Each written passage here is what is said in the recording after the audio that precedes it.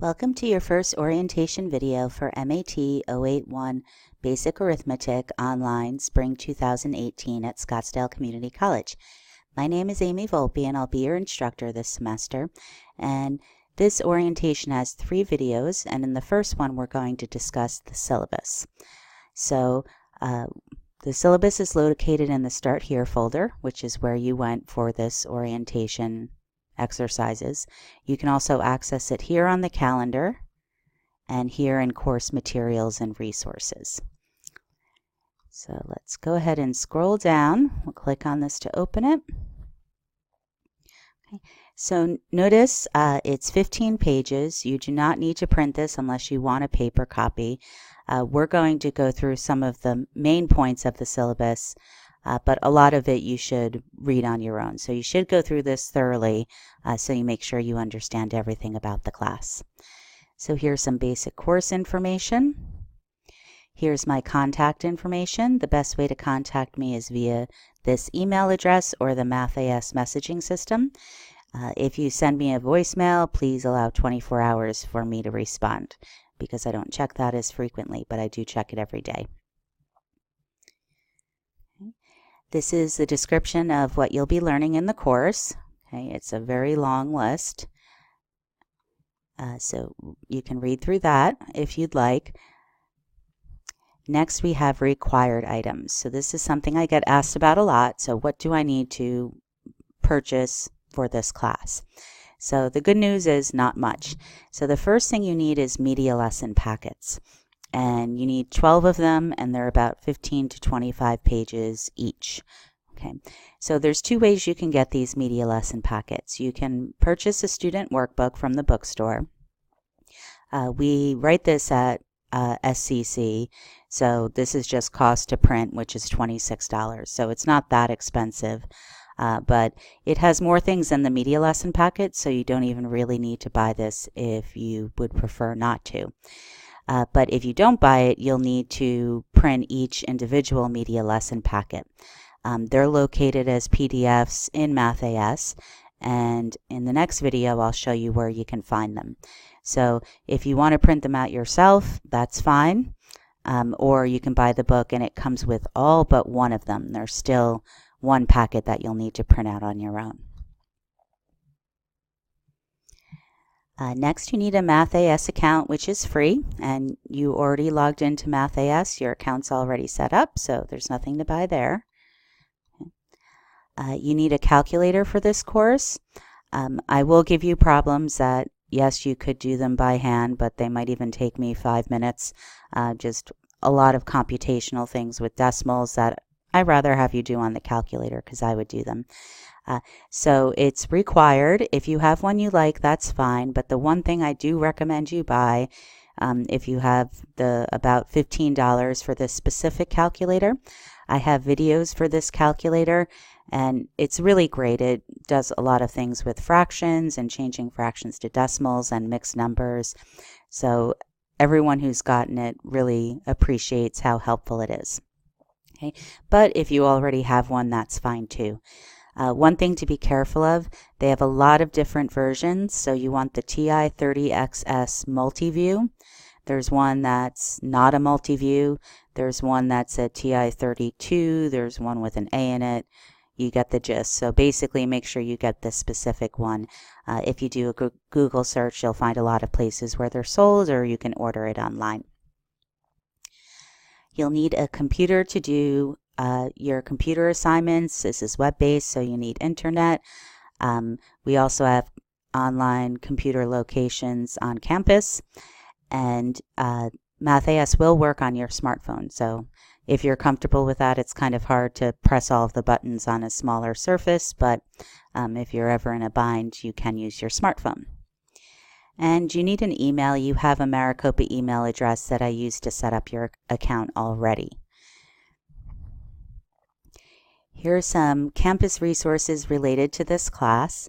So I hold my office hours as lab hours. So instead of going to my office, I go to a computer lab, and that way I can help a lot of people, or you can just come in and hang out and get some work done if you'd like. So these are the hours that I'm there. We have a general tutoring center, and here are their hours. They're open a lot more hours than I am. Okay. We have a course called Tutored Mathematics. If you're interested, this is a 2-credit course where you basically show up for 2 hours a week and you work on your math. There's a low enrollment, so meaning about 15 students per class at most, and lots of tutors, and it just helps you get through the course. And disability resources. If you have a documented disability, please contact Disability Resources and they will contact me with any accommodations. I'm happy to give you anything that will help you learn more. Now, this is the main crux of the course, how to complete a unit. So there are 12 units in this course, and you're going to complete them all in the same manner, basically. Okay, now here's the long version of how you do this. We're going to have a video, the third video, where all I'm going to tell you about is how to complete a unit and show you what you'll do in Math AS. So I'm going to save this information for the third video. However, you may want to reference this later if you forget what to do next. Deadlines. So you are required to complete at least 1 unit per week, okay, and that's pretty much what we have on the schedule. I'll show you the calendar in the next video. I have all the deadlines set for Sunday nights at 11:59 p.m., okay, except for the midterm and final exam review due dates. They're on a Monday, but pretty much expect to have assignments due on Sunday. You can do them as early as you would like. Okay, so you don't have to wait till Sunday. I do provide you with 15 late passes at the start of the course. So if you can't make the Sunday deadline, you can apply a late pass and it will extend your due date by 2 days. Okay, this is not for exams, not for the midterm and final. You cannot extend them. And also be careful with the midterm and final review. You need to complete them before you can take the midterm and final exam. So you can't use late passes and take the midterm and final first before you do the reviews. Okay. Here's some information on how to use one. The best way is to, you can see the late pass directly from the calendar, but I would suggest you go into Gradebook, and then there's a button that says use a late pass, and you can do this at any time, whereas the calendar one sometimes you can't access it right away. Very important, if you're going to use a late pass, since they last 48 hours, it will only allow you to click on the late pass button within 48 hours or 2 days. Okay, so if it's 3 days after the assignment is due and you haven't clicked use a late pass, it won't let you. So you'll need to contact me and you'll need to use more than 1 late pass. Also, a late pass is per assignment. So if you're supposed to be working on Unit 5 and you didn't complete the homework or the quiz, you'll need a late pass for each assignment. Okay. Once you run out of late passes, you still need to complete your work, but you don't get credit for any late work. So make sure you use them sparingly. Don't get in the habit of using them. Now, this is how the grading works. Okay, these are the required assignments that you're going to be completing. Okay, and here's how many points or percentage points they're each worth. So there's 12 homework assignments worth 15% of your grade, online quizzes worth 25%, and the midterm and the final exam are each worth 30%. And then we have pretty much a standard grading protocol here. Now, the midterm and final exam are proctored exams. So this is an online course, and everything you do except for these two, you can do at home online. But these you need to have a proctor. Okay. Now, there are deadlines for the midterm and final. You can take them early, but these are the latest time you can take them to stay on track in the course. Okay. So I have a few options for you. Okay, those days I'm in the lab, you can come in any of those days and take the exam then. Okay, so there might be people in there working on assignments and asking me questions. If you find that distracting, that might not be a good option. But I also have noise canceling headphones you can put on to kind of block everybody out. Okay. And then on these deadlines, which are both Fridays, I have an extra time where I'm going to be in the same room, CM 473, from 12 to 2 p.m. So this is your last chance to take the midterm or the final exam. Another option that costs money is there's a proctoring service. It's called ProctorU. That's approved by Scottsdale Community College, and you can pay them and they will proctor your exam via the computer. So you could follow this link. They'll tell you there's certain technical requirements you need, and they have an identity verification where you need to answer questions and show ID and things like that. So make sure you're prepared for that. In very extreme cases, if you can't make any of these times, I will set up an exam for you at the SCC Testing Center.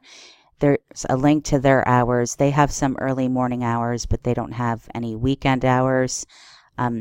So you'll want to look at their hours to see if you can still take it during that time. You'll need to plan ahead and let me know at least a week in advance so I could set this up for you. And now here are just some general policies that you should read through. You should be making consistent and regular progress in the course. Remember, you should complete about a unit a week. If you don't, you may be withdrawn from the course. You need to complete this orientation exercise with 100% by Saturday, which you're doing right now. Make sure the fourth question, so for each of these videos, you click a button and submit it. On the fourth question, there's like a little quiz on what you learned. Okay, so make sure you get 100% on that question as well. Okay, and work out all the problems. If you have any questions, you can message me. You must complete all the units to complete this course. You can't skip any units and decide you're just not going to do them. You have to start from the beginning and work all the way through. If you fall behind schedule by more than a week, you may be withdrawn. Okay, but if you feel on your own like you may need to withdraw, talk to me first. It may not be as dire as you think. Okay, so I'm willing to work with you for the most part on getting you caught up if you fall a little bit behind. Okay, but if it's repeated incidents where you just keep falling behind and missing assignments, you may be withdrawn from the class. Okay. Now here's lots of information about general conduct, expectations, and college policies that I'll let you read on your own. And in the next video, we will talk about Math AS. See you then.